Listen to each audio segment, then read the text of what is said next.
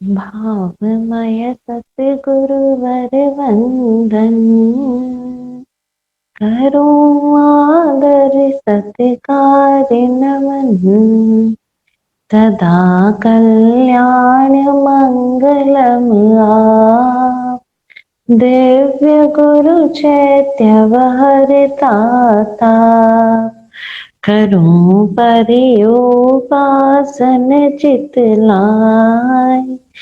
रहे साता का जतन उपाय, रहे साता का सतत उपाय। बोधि प्रदाता पूज्य विराट गुरुदेव पूज्य वैभव श्री जी महाराज को वंदन नमन। उपस्थित सभी भव्य आत्माओं की भव्यता को प्रणाम। समय वज्जिका सामायिक विज्ञान की पुस्तक हम सब साथ में अध्ययन कर रहे हैं। सामायिक के विज्ञान को जानने की कोशिश कर रहे हैं और प्रयास यही है कि हम समझकर इस साधना में उतरें और जान पाए स्वयं को, अपने आत्म तत्व को उपलब्ध हो पाए। कल हमने जीवास्तिकाय यानी जीव के बारे में जाना। जीव यानी आत्मा, जो कॉन्शियस है, जो कॉन्शियसनेस है हमारे अंदर, जो चेतन तत्व है, वही उसी को जीव कहा गया। इसी पुस्तक का पेज नंबर 70 देखें। आत्मा के मूल गुण। आत्मा 4 उपादान से संपन्न होती है। उपादान यानी योग्यता। आत्मा अपने चेतना नामक भावों की योग्यता से इस लोक यानी दृश्य रूप संसार को ग्रहण करती है, आदान करती है। आपने 2 शब्द सुना होगा, आदान और प्रदान। प्रदान इज किसी को देना, आदान इज ग्रहण करना।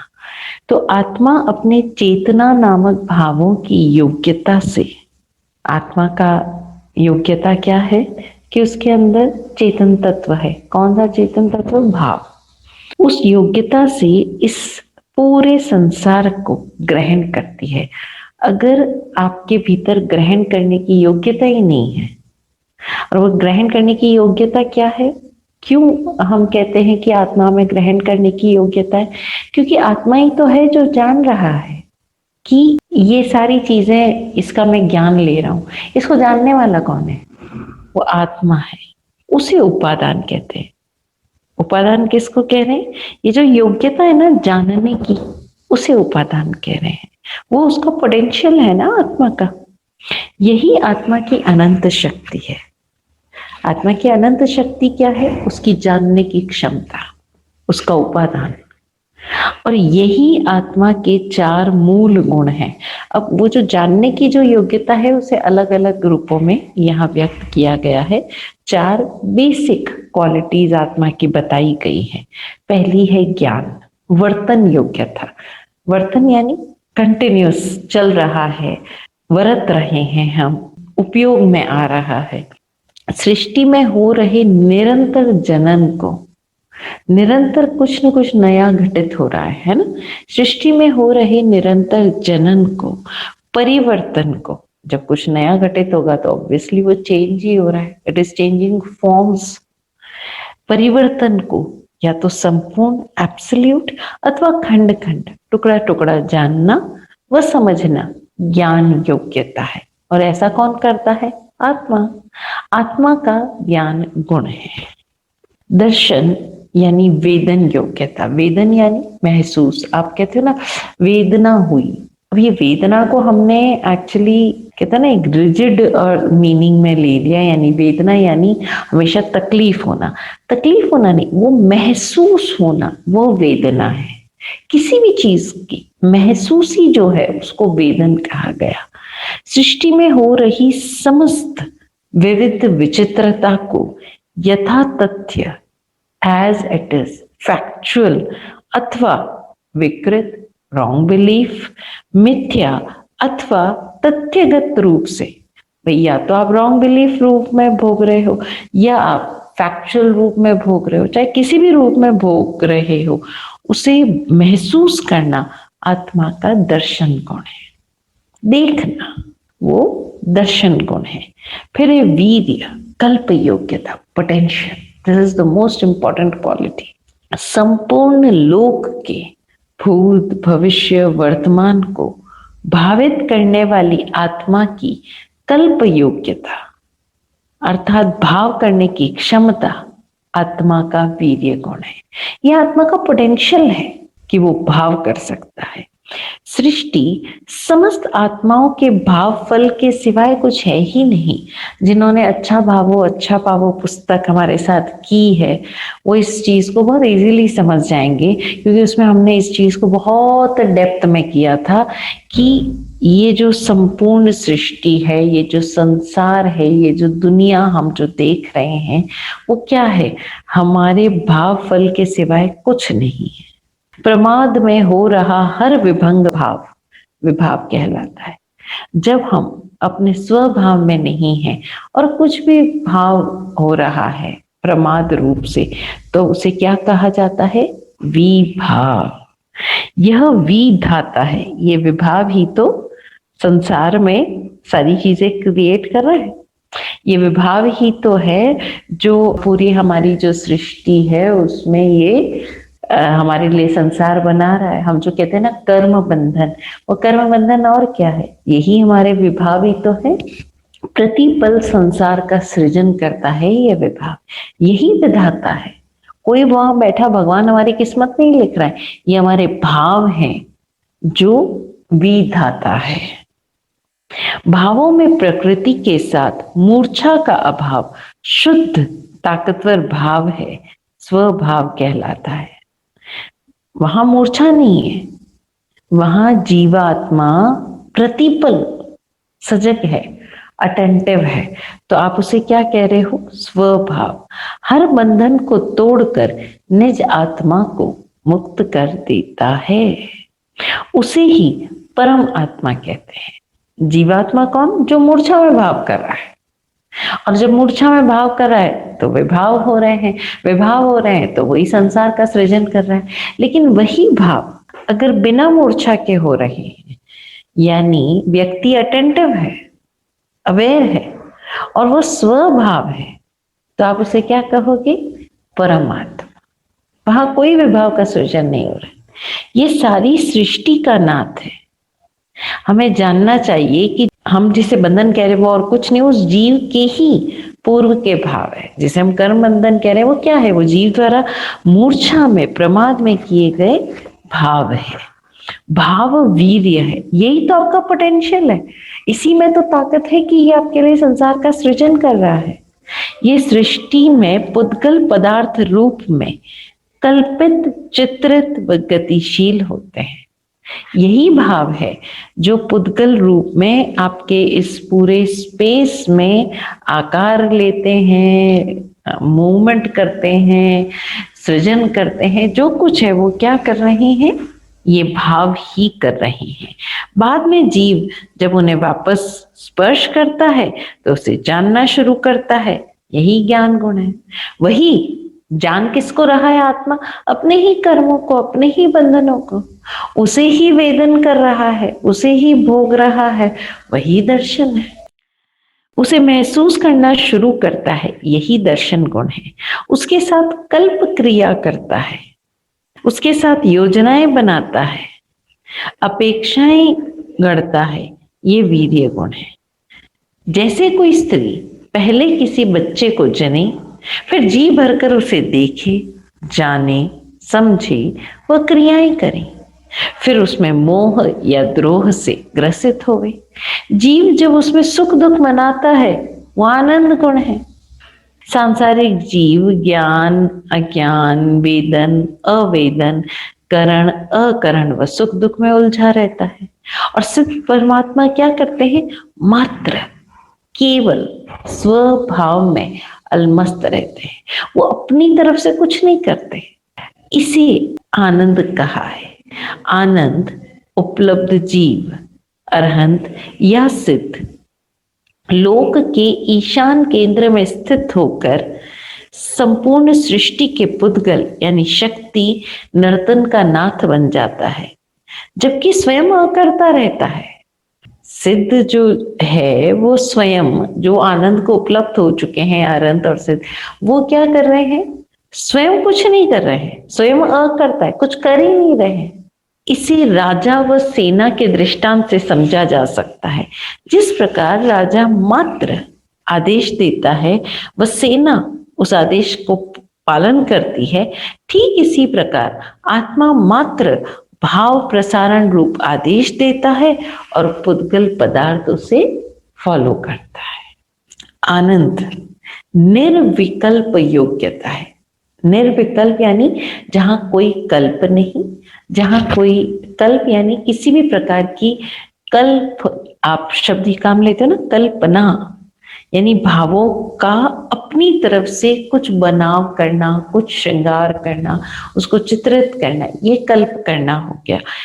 लेकिन आनंद क्या है? निर्विकल्प योग्यता। यहाँ कोई कल्प ही नहीं है, बिना किसी कल्प के योग्यता है। यहाँ सोचना शेष नहीं बचता।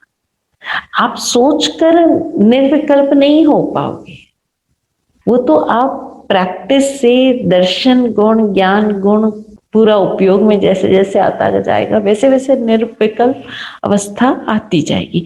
इसे क्षयिक संकेत अवस्था कहते हैं। ये क्षयिक संकेत रहना आत्मा का उपादान है, आत्मा की योग्यता है।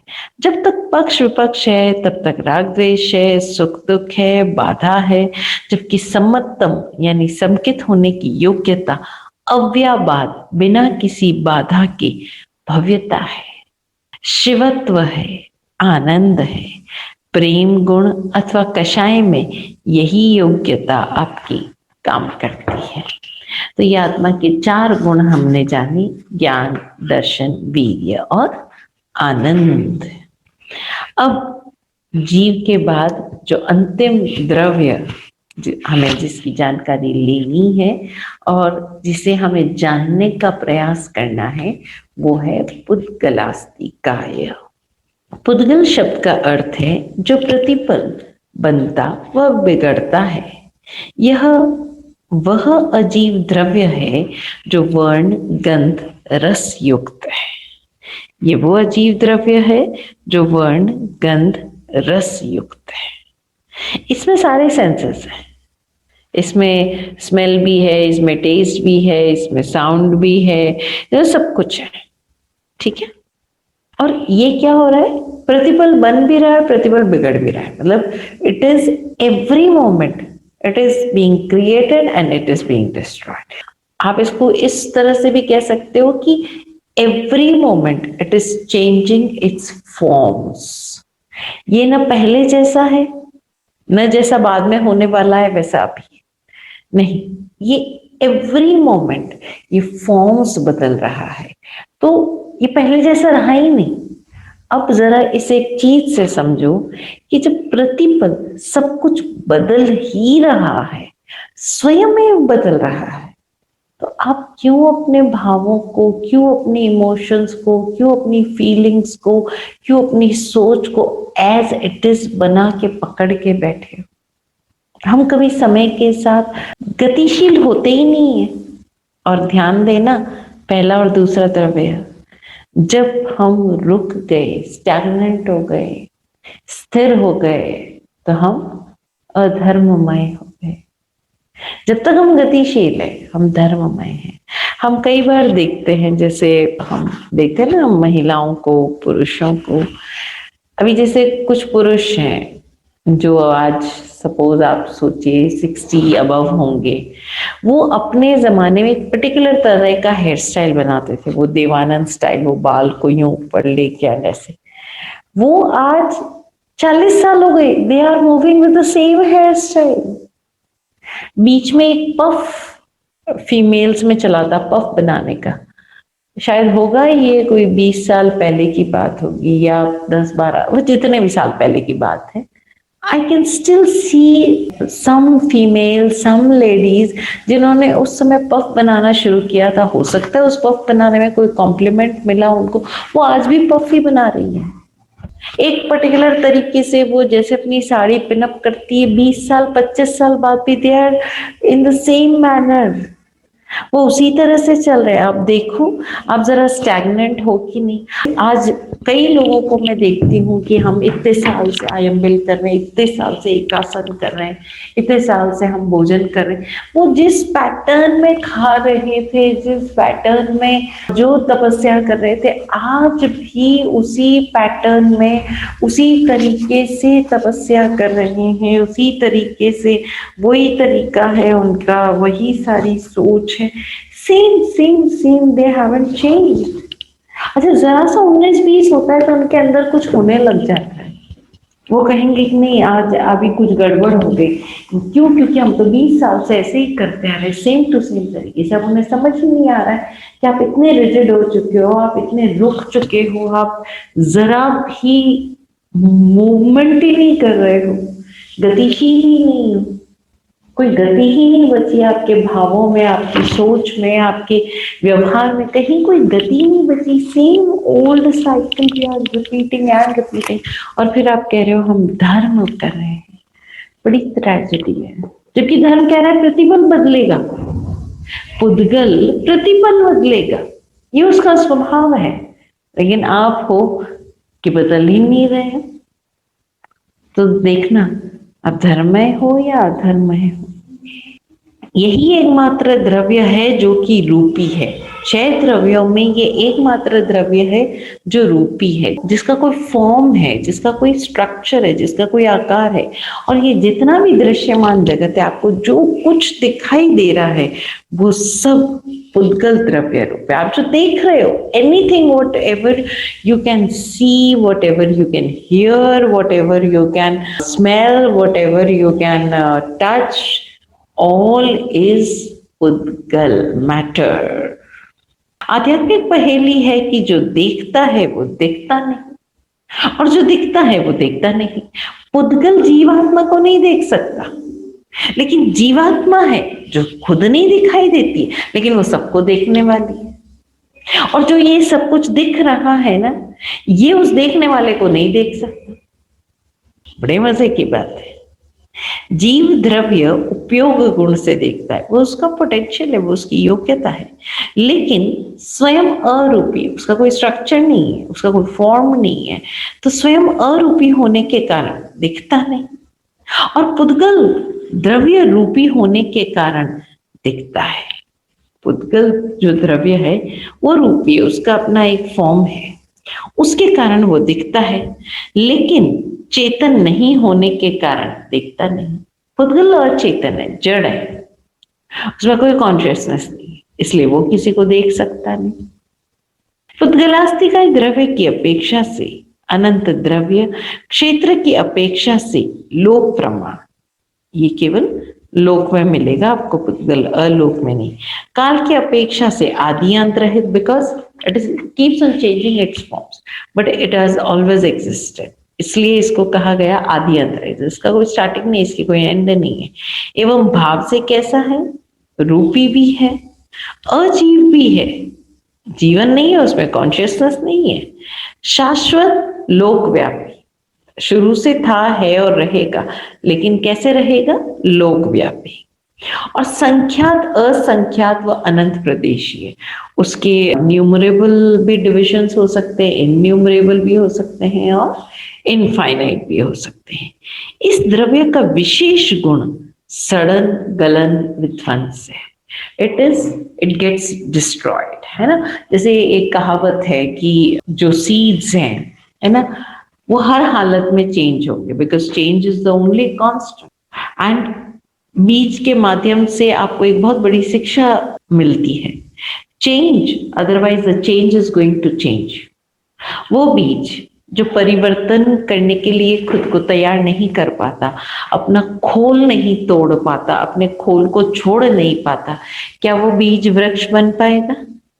नहीं। वही बीज वृक्ष बन सकता है जिसमें ये साहस हो कि वो अपने सारे खोल को, अपने सारे बंधनों को तोड़ दे। ठीक है। सपोज वो खोल तोड़ने के लिए खुद को रेडी नहीं कर पाता, वो साहस नहीं जुटा पाता, क्या वो बीज वैसा कि वैसा रहेगा? नहीं, वो बीज तब भी बदलेगा। कैसे बदलेगा? सड़ेगा, गलेगा, कुचला जाएगा और खत्म हो जाएगा। तो चुनाव आपका है ना? ये हमेशा ध्यान रखना, चुनाव आपका है, निर्णय आपका है कि आपको कब खुद की तरफ बढ़ने के लिए इन बदलावों पर कदम बढ़ाने। ये आपका अपना चुनाव है, आपका अपना निर्णय है। जिस प्रकार बादल बनते बिगड़ते रहते हैं, उसी प्रकार पुद्गल सदा संयोग वियोग को प्राप्त होते रहते हैं। All these atoms of matter, they keep on like coming together, forming a bond, then they become molecules and then they become compounds and so on। तो ये उनका गुण है, तो वो एक दूसरे को अट्रैक्ट भी करते रहते हैं और रिपेल भी करते रहते हैं, मिलते भी रहते हैं और वियोग भी होता रहता है। अब चूंकि पुद्गल अजीव है, इसलिए स्वयं स्वतः गतिशील और परिवर्तनशील नहीं होते। ये समझने वाली बात है। पुद्गल में कॉन्शियसनेस नहीं है, तो वो ना तो गतिशील है और ना रुक गए हैं, और सबसे बड़ी चीज चेंजेबल है, फॉर्म्स चेंज होते रहते हैं। समस्त जीवों के भाव इस पुद्गल द्रव्य को गतिशील करते हैं। इस पुद्गल को फिर हम कहेंगे कि अरे फिर तो पुद्गल स्टैग्नेंट हो गया। नहीं, पुद्गल को चलाता कौन है? जीव के भाव।